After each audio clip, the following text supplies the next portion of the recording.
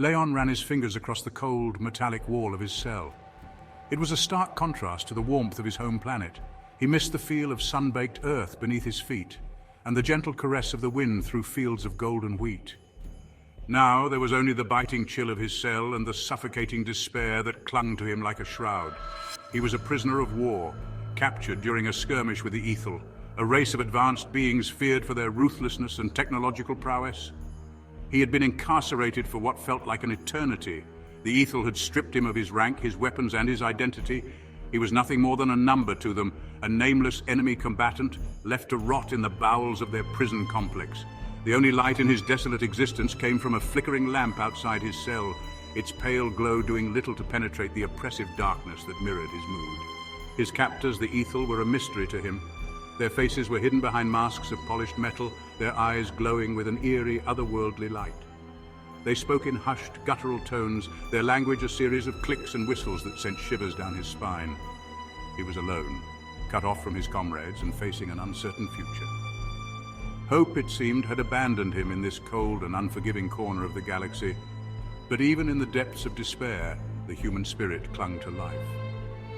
Leon trained in the cramped confines of his cell, performing exercises he remembered from his military training. He honed his body into a weapon, preparing for a fight he wasn't sure he could win. He clung to the memories of his past, the warmth of his family, and the camaraderie of his fellow soldiers. These memories were all he had left, his only solace in the abyss of his captivity. They were the embers of hope that kept him going, a flickering flame in the face of overwhelming darkness.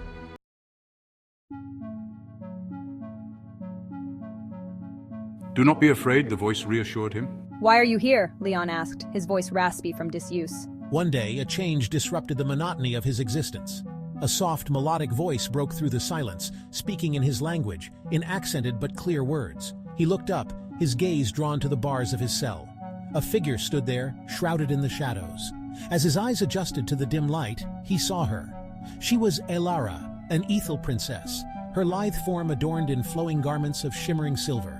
Her eyes, large and luminous, held a depth of compassion that belied the cold reputation of her kind. She was a vision of ethereal beauty, a stark contrast to the harsh reality of his prison surroundings. Her presence, unexpected and inexplicable, stirred something within him, a flicker of curiosity amidst the ashes of his despair. He couldn't fathom why a princess of the Ethel would grace him with her presence. His words echoed in the silence, the only sound besides the gentle hum of the Ethel technology that permeated the prison.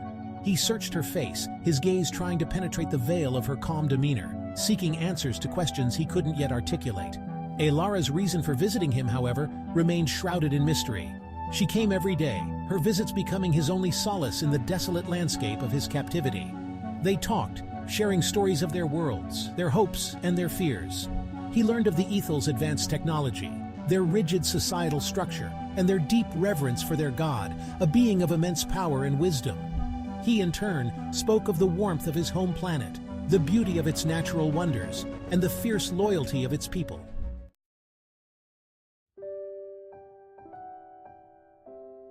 Their conversations, initially guarded, grew more open with each passing day.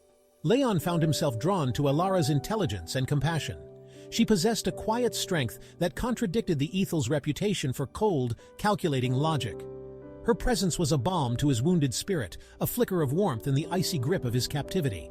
He found himself looking forward to her visits, his heart quickening whenever he heard the soft rustle of her garments outside his cell. Elara, too, seemed to find solace in their unlikely bond. She was a princess, bound by duty and tradition, yet she yearned for something more.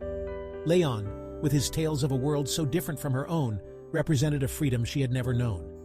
She saw in him a kindred spirit, a soul trapped by circumstance, just as she was. Their conversations were a breath of fresh air in the stifling atmosphere of the Ethel court, a chance to explore thoughts and emotions that had long been suppressed. As days turned into weeks, their connection deepened. They spoke of art, of music, of the mysteries of the universe. Leon shared stories of his family, of his childhood dreams, of the life he longed to return to. Elara listened intently, her expressive eyes reflecting a mixture of curiosity and empathy. He, in turn, learned of her own aspirations, her desire to bring peace to the galaxy, and her growing disillusionment with the rigid doctrines of her people. But their bond was a dangerous secret, one that could cost them both dearly if discovered. The Ethel and Leon's people were at war, their worlds locked in a deadly embrace. Love between them was unthinkable, a betrayal of everything they held dear. Yet, in the confines of Leon's cell, amidst the shadows and whispers of the prison, love blossomed. It was a fragile thing, nurtured in secret, hidden from the prying eyes of their respective worlds. S2, S1.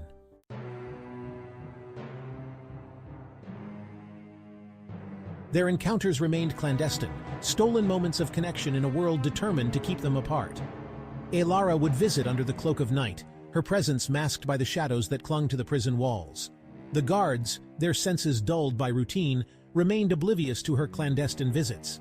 Leon, his senses heightened by love and desperation, would listen for her footsteps, his heart pounding in his chest. They would talk for hours, their words whispered conspiratorially in the darkness. Elara would recount the intricacies of Ethel politics, the power struggles that simmered beneath the surface of their seemingly unified society. Leon, in turn, would describe the rugged beauty of his home planet, the resilience of its people, and the sacrifices they were willing to make for freedom. Their conversations were a lifeline, a shared breath of hope in a universe that seemed determined to suffocate them. Their love was a forbidden fruit, tantalizingly close yet agonizingly out of reach. They could steal moments, share whispers, but the chasm between their worlds remained. He yearned to hold her, to feel the warmth of her touch, but the bars of his cell stood as a constant reminder of the insurmountable barriers that separated them. She, in turn, ached for a freedom she had never known, a freedom that seemed embodied in the rugged soldier who had captured her heart. One night, as Elara was about to leave, Leon reached out, his hand brushing against hers. The contact, though fleeting, sent a jolt of electricity through them both. For a moment, the world outside their cell ceased to exist. There was only the two of them, their eyes locked in a silent promise, a shared yearning for a future that seemed impossible.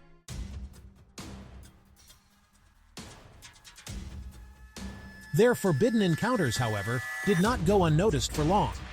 Whispers of the princess's visits to the prisoner began to circulate within the Ethel court. My brother Xylos, heir to the throne and a staunch believer in Ethel supremacy, viewed the relationship with suspicion and disgust. He saw Leon as a threat, a contaminant, a danger to the purity of their bloodline. Xylos, driven by ambition and a thirst for power, used the situation to his advantage. He planted seeds of doubt in the minds of the Ethel elders, whispering of Elara's treachery, of her betrayal of their people. He painted a picture of a princess seduced by the enemy, her judgment clouded by emotion, her loyalty compromised.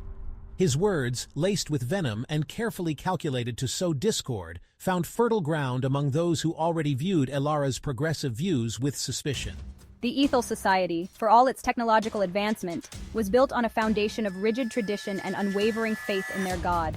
The idea of a princess consorting with the enemy, with a being they considered inferior, was anathema to everything they held sacred. The whispers grew louder, the doubts festered, and soon, what had once been a private matter between two individuals became a matter of state security, a threat to the very foundations of their society. I noticed the increased security around my cell, the wary glances of the guards, the hushed whispers that followed me like shadows. Leon knew that their secret was out, that the walls were closing in. He feared not only for himself but for Elara, knowing that the consequences of their forbidden love would be far more severe for her than for him.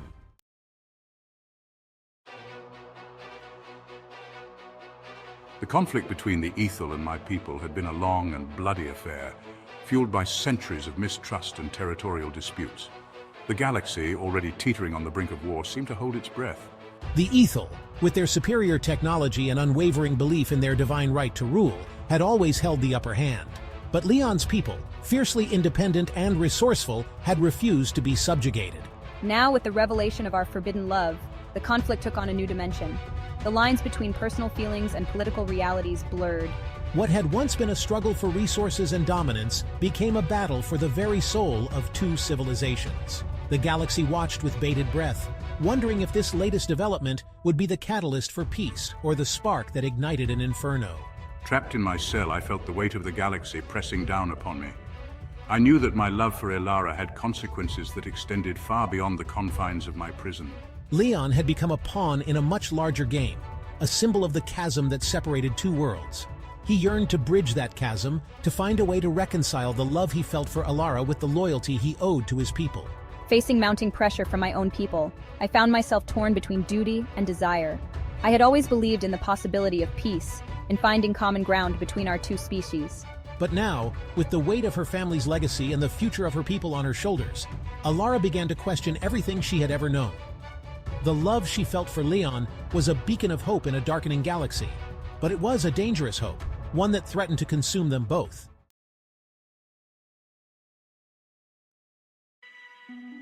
Alara's visits became less frequent. The whispers had grown into accusations. Leon felt a knot of dread tightening in his stomach. Their stolen moments, once a source of solace, were now tinged with anxiety. I fear for Alara's safety, knowing her brother's ambition will stop at nothing. Leon, I have news that changes everything. I'm pregnant. Leon stared at her, his mind reeling. A child, their child, a symbol of their impossible love, conceived in the shadow of war and captivity. The news was both a miracle and a curse. A miracle because it was a testament to the enduring power of their love, a beacon of hope in the darkest of times. A curse because it thrust them into the heart of a maelstrom, a conflict that now threatened to consume not only them, but also their unborn child. We can't hide our love forever, nor our child. We have to fight for our right to exist.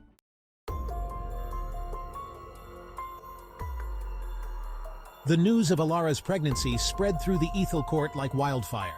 Xylos, his face contorted with a mixture of rage and triumph, seized upon the opportunity to consolidate his power. He denounced his sister's actions as an abomination, a betrayal of their people and their god.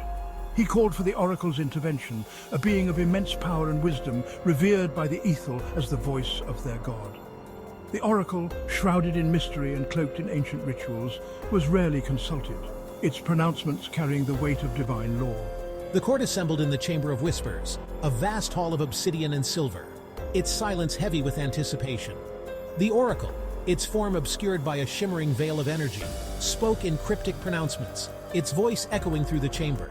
The decree was swift and merciless. The child, a product of forbidden love, is deemed an abomination, a threat to the purity of the Ethel bloodline. The oracle demands its elimination.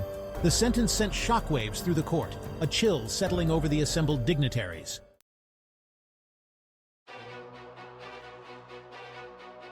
Alara, her face pale but resolute, refused to comply. Her defiance, unheard of in the annals of Ethel history, shook the foundations of their society. The court erupted in chaos, torn between their loyalty to tradition and their astonishment at their princess's defiance. I will protect Alara and our unborn child. I know the odds are against us. The Ethel are powerful, their technology unmatched, but I will fight to my last breath to defend my family. Their love, once a private affair, became a beacon of rebellion, a symbol of defiance against a system deemed absolute. Word of Alara's pregnancy and the oracle's decree spread beyond the Ethel court, reaching even the ears of Leon's people. The galaxy watched, holding its breath, as two lovers dared to challenge the very fabric of their universe. Leon knew they had to escape. The prison walls, once a symbol of his captivity, now represented a cage for his loved ones. They needed to disappear, to find a place where love, not lineage, determined the course of their lives.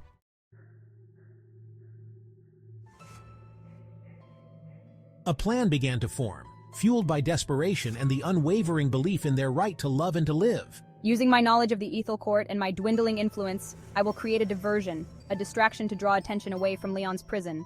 And I will rely on my training, my cunning, and the help of unexpected allies who see in our struggle a reflection of their own fight for freedom and autonomy. The prison, once an impenetrable fortress, became a labyrinth of shadows and whispers, a battleground for their desperate bid for freedom.